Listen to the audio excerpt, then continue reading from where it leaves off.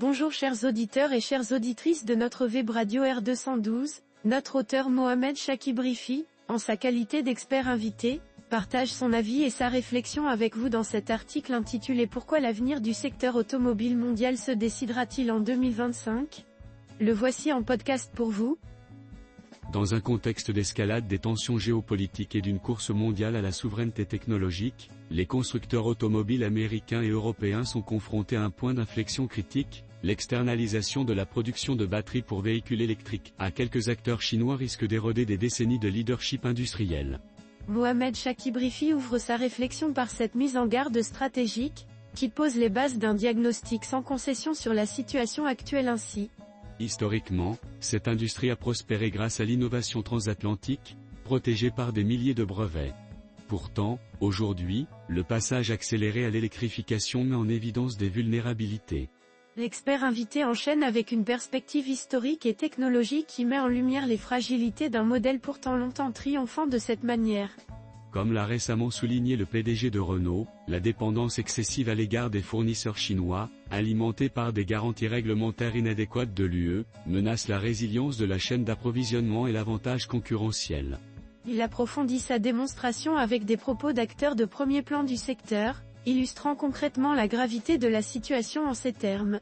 Aleees apparaît comme la cheville ouvrière stratégique pour transformer ce risque en une opportunité générationnelle.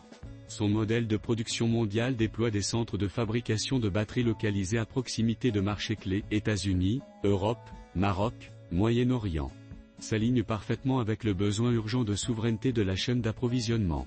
Mohamed Chakib Rifi introduit alors un acteur clé de la mutation en cours, présenté comme une réponse structurelle aux défis du moment. En concédant sous licence sa technologie de pointe brevetée LFP à des partenaires régionaux, Aleees permet aux constructeurs automobiles d'obtenir une production localisée et compétitive tout en contournant les dépendances géopolitiques. Il précise ensuite les modalités de ce modèle, soulignant sa capacité à répondre aux enjeux industriels tout en sécurisant les chaînes de valeur. Cette double approche, démocratisation technologique plus chaîne de valeur régionalisée, crée une voie à marge élevée et à faible risque pour dominer le marché des véhicules électriques de 1,2 billion de dollars. L'expert invité met en évidence la portée économique majeure de cette stratégie, qui conjugue rentabilité et résilience. Le modèle d'Aleees s'attaque aux problèmes des secteurs de l'automobile de l'UE et des États-Unis, souveraineté et conformité, s'aligne sur le durcissement des réglementations sur le contenu local, IRA, CRMA, et les mandats ESG. Agilité de la chaîne d'approvisionnement, réduit l'exposition aux minéraux critiques dominés par la Chine et au goulet d'étranglement logistique. Synergie de l'innovation, tire parti du leadership de l'Ouest en matière de propriété intellectuelle tout en conquérant les marchés émergents par le biais de coentreprises. Dans ce passage structuré, Mohamed Chakib Rifi détaille les principaux avantages concurrentiels du modèle proposé, en lien direct avec les besoins stratégiques des grandes économies occidentales. Comme le souligne l'avertissement de Renault, l'inertie réglementaire pourrait faire céder l'avenir des véhicules électriques à un seul pays. Au lieu de cela, Aleees propose un écosystème intégré verticalement où les constructeurs automobiles conservent le contrôle de la technologie, de la production et des marges des batteries. Il met en parallèle deux visions opposées du futur industriel, dont l'une incarne une perte de contrôle, et l'autre une reconquête maîtrisée en 10 ans.